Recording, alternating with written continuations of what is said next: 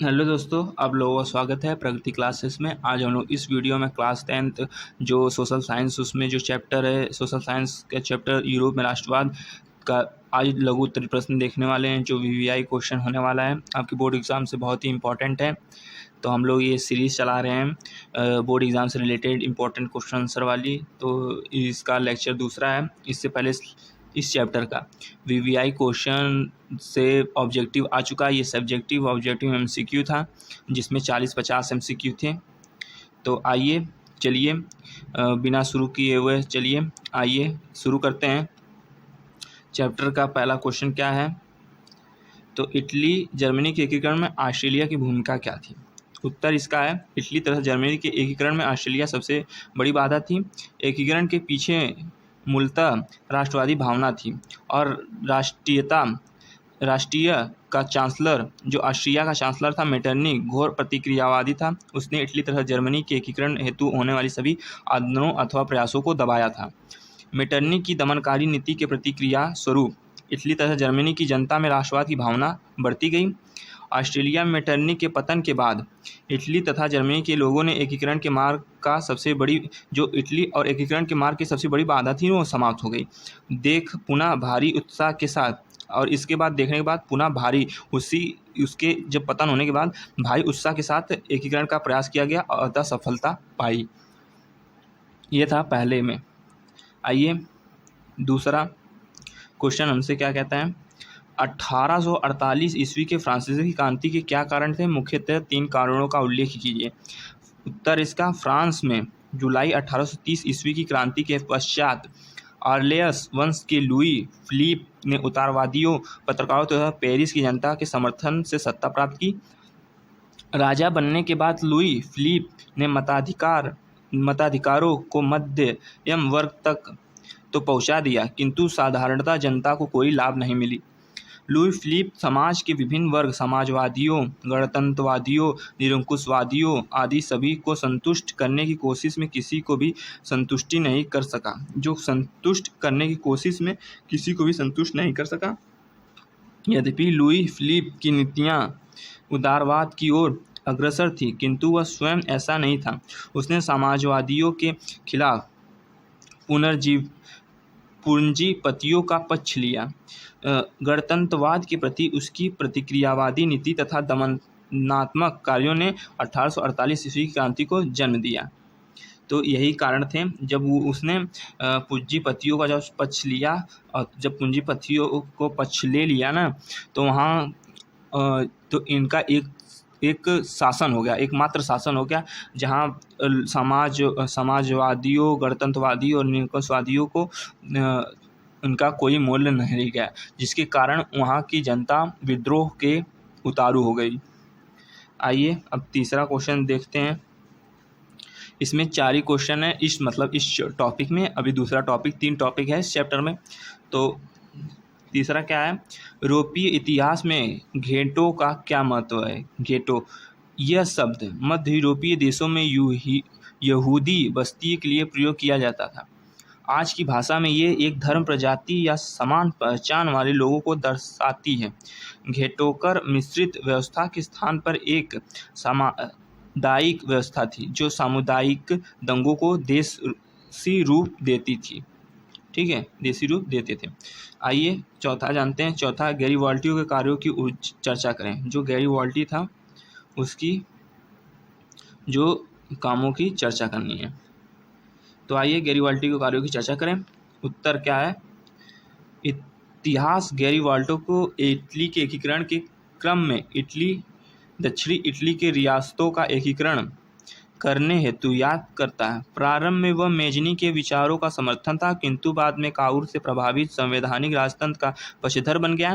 गैरीवाल्टी पेशे से नाविक था। उसने कर्मचारियों तथा स्वयंसेवकों की सशस्त्र सेना का गठन कर इटली के प्रांत सिसिली तथा नेपल्स पर आक्रमण कर विजय प्राप्त की। गैरीवाल्टी ने यहाँ विक्टर एम्बुलेंस के प्रतिनिधि के रूप में सत्ता संभाली। तत्पश्चात गैरीवाल्टी विक्टर एम्बुलेंस से मिला और दक्षिणी इटली के जीते गए संपूर्ण क्षेत्र एवं संपत्ति उससे सौंप दी। गैरीवाल्टी ने विक्टर एम्बुलेंस द्वारा दक्षिणी क्षेत्र के शासक बनने के निमंत्रण को ठहरा दिया और किसी कार्य करना स्वीकार किया। ये था गैरिबाल्डी के कार्यों की चर्चा। आइए अब आगे चलते हैं दूसरे टॉपिक पे।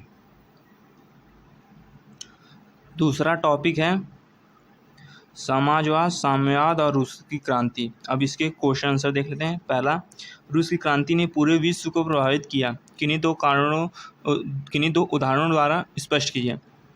पहला, इस क्रांति ने विश्व को दो विचारधाराओं में बांट दिया। दूसरा, इस क्रांति ने आर्थिक नियोजन का नया प्रारूप प्रस्तुत किया जिसे पूर्ववर्ती देशों ने अपनाना शुरू किया। दूसरा, सर्वहारा वर्ग किसे कहते हैं? सर्वहारा वर्ग किसे कहते हैं? तो इसका उत्तर है समाज का वह लाचारा वर्ग जिसमें गरीब, किसान, कृषक, मजदूर, सामान्य मजदूर, श्रमिक एवं आम गरीब लोग शामिल हो, उसे सर्वहारा वर्ग कहते हैं। इस वर्ग के लोगों के पास बुनियादी चीज भी उपलब्ध नहीं होती। आइए अब तीसरा प्रश्न देखते हैं। रूस क्रांति के किन्हीं दो कारणों का वर्णन कीजिए। रूस क्रांति के दो महत्वपूर्ण कारण निम्नलिखित थे। पहला, जार की निरंकुशता अयोग्य शासन। यद्यपि 19वीं सदी के मध्य में राजतंत्र की शक्ति सीमित की जा चुकी थी, रूसी राजतंत्र अपना विशेषाधिकार छोड़ने को तैयार नहीं था। जार निकोलस द्वितीय राजा के दैवी अधिकारों में विश्वास रखता था। जार की अफसरशाही अस्थिर और नेतृत्व अकुशल थी। गलत सलाहकारों के कारण जार की स्वेच्छाचारिता बढ़ती गई और जनता की स्थिति बद से बदतर होती गई।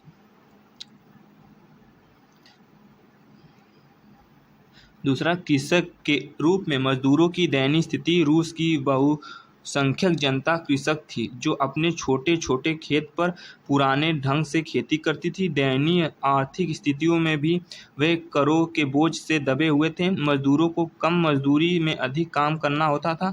अधिक मांगों के समर्थन में वे बड़े हड़ताल भी नहीं कर सकते थे। उन्हें कोई राजनीतिक अधिकार प्राप्त नहीं था। इस प्रकार रूसी जनता की बदहाली ही क्रांति का मुख्य कारण थी।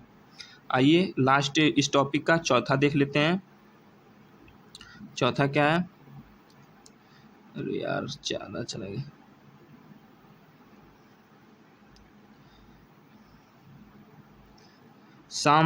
साम्यवाद एक नई आर्थिक या सामाजिक व्यवस्था थी। कैसे?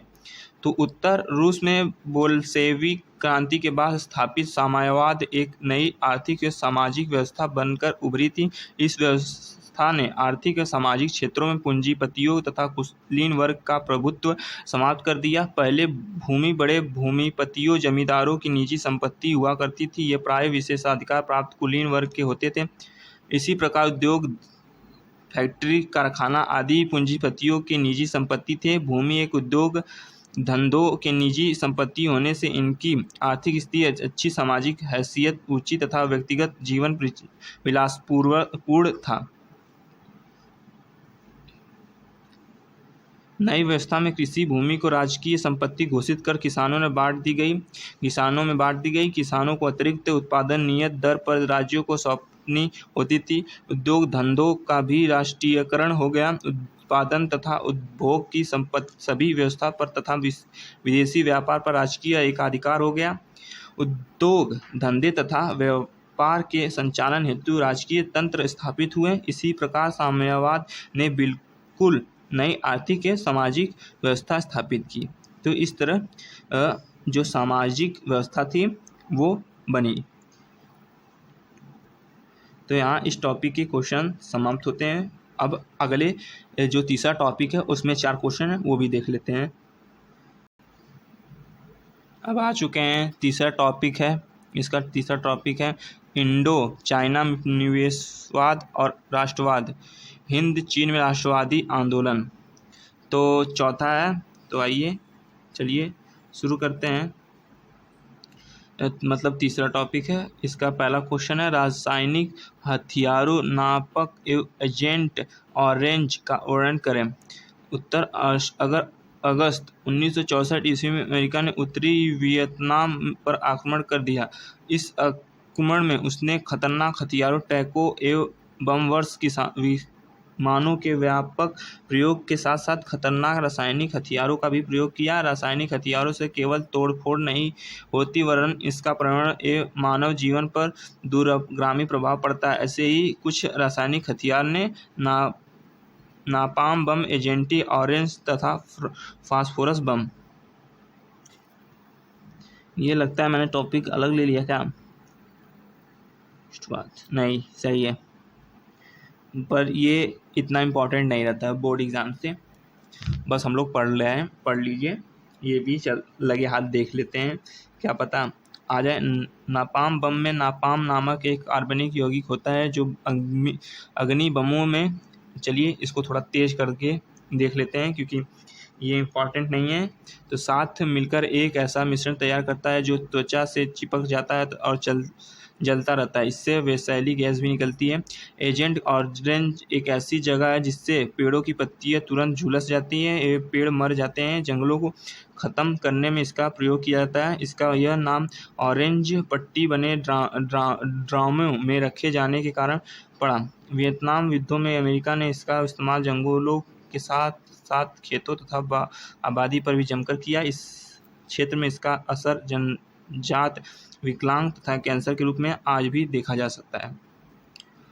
तो क्वेश्चन नंबर 2 हिंद चीन फ्रांसीसी प्रयास का वर्णन करें।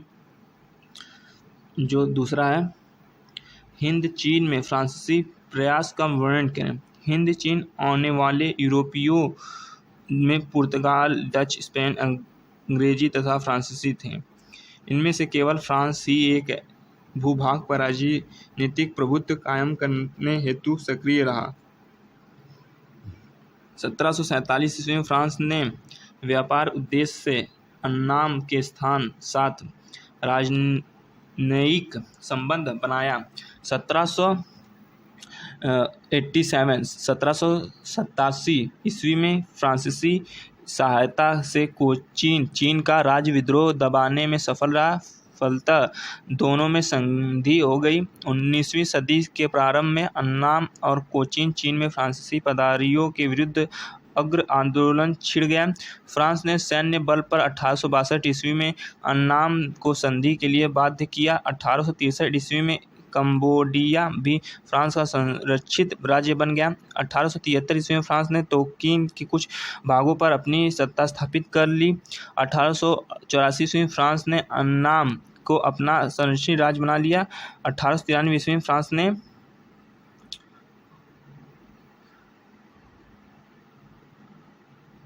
लोओस के रूस ने नया फ्रांसीसी संरक्षित क्षेत्र बनाया, जिसे 1904 ईस्वी में कुछ और क्षेत्र जुड़ गए।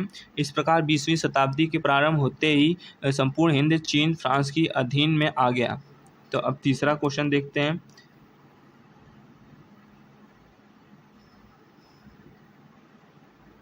जो अमेरिका हिंद चीन में कैसे दाखिल हुआ, चर्चा करें। 1950 ईस्वी में उत्तरी वियतनाम में हो ची मिन्ह की साम्यवादी सरकार तथा दक्षिणी वियतनाम में बोआ दाई की फ्रांस समर्थित सरकार लगातार बढ़त बनाई थी। इस क्रम में वियन फू दुर्ग पर साम्यवादी हो ची मिन्ह की सेना ने फ्रांसीसी सेना को बुरी तरह हरा कर कब्जा कर लिया। ऐसी स्थिति में साम्यवाद के बढ़ते प्रभाव को रोकने के उद्देश्य से फ्रांस के समर्थन में अमेरिका ने प्रत्यक्ष हिंद चीन में उतरने का निश्चय किया। चूंकि रूस पहले से साम्यवाद हो ची मिन्ह का समर्थन कर रहा था, अतः तृतीय विश्व युद्ध की संभावना नजर आ रही थी। इन्हीं परिस्थितियों में मई 1905 ईस्वी में जेनेवा समझौता हुआ, जिसके फलस्वरूप वियतनाम को 2 हिस्सों में बांट उत्तरी वियतनाम साम्यवादियों को तथा दक्षिणी वियतनाम फ्रांस अमेरिका समर्थित सरकार को दे दिया गया। आइए, यहाँ क्वेश्चन की सीरीज खत्म हो चुकी है, तो अब हम लोग इसका पार्ट 4 आने वाला है। ये तो कुछ इतना इम्पोर्टेंट नहीं था लेक्चर, इसमें कुछ उतने बेसिक्स नहीं दिए हैं, लेकिन जो लेक्चर 4 आने वाला है, इसका लेक्चर फर्स्ट में करीब 50+ ऑब्जेक्टिव थे। लेक्चर सेकंड में लेक्चर फर्स्ट में 15+ थे और लेक्चर सेकंड में 50+ थे। और इसमें कुछ 4 4 8 3 7 8 3 11 कुल टोटल इसमें 12 इसमें लघु उत्तरीय प्रश्न है जिसे कहा जाता है सब्जेक्टिव टाइप क्वेश्चन। और इसके बाद लेक्चर जो फोर्थ आने वाला है, ये थर्ड लेक्चर है। फोर्थ लेक्चर में इससे इम्पॉर्टेंट जो सब्जेक्टिव क्वेश्चन है लघु उत्तरीय प्रश्न वो रहेंगे। तो लेक्चर फोर्थ में ज़रूरी है आप लोग को देखना, तो प्लीज़ उसको देखिएगा। इसको ना भी उतना देखें तो भी चलेगा, लेकिन fourth lecture is very important for board exam. तो मिलते हैं नेक्स्ट लेक्चर में, तब तक के लिए टाटा बाय बाय।